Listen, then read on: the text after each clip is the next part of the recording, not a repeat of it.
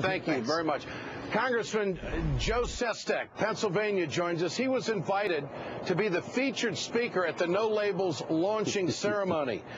Congressman, your thoughts on No Labels? I mean, the Republicans don't act like they're really looking to compromise on anything. It's their way or the highway. So are you hopeful for this group? Well, I don't know how the group's going to end up, but I heard what Mr. Boehner said, and you played it. He said he wouldn't compromise his principles. I don't think anybody should, but I do think there should be a principled compromise. Let me give you an example, what I think should be done. Senator Kennedy, I don't think you could have a more progressive senator than that. But he was able to effect, with Senator McCain and later on President Bush, pretty conservative guys, a principled compromise on immigration. And actually would have put behind us a problem that still sits there. Now, my point is this, is what I told No Labels. It isn't enough to say you're going to try to reach across the aisle.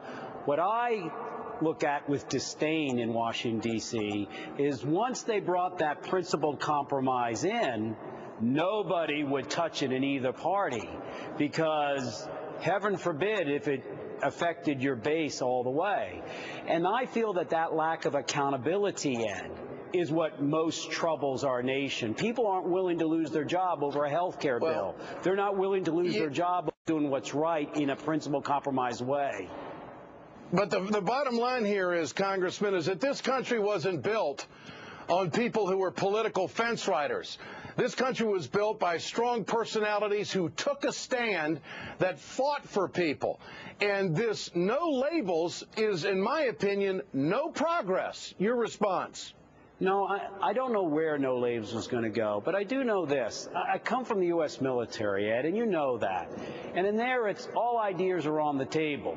And at the end of the day, you do what's right. Look, I came down here as a Democrat, and you know me, I didn't compromise in either my primary or my general elections on one position. But I was willing in my district, which is 53% Republican, 33% Democrat, to let them know I understood their concerns. In fact, after spending $3.5 million in my first election, we only spent $28,000 in my second election. And my point is this, it's Hatfields and McCoys here. Now, do I believe that progress needs to be made and that often it's the progressive movement that does it? Sure. Think about it. It did it from freedom to suffrage to civil rights to equality.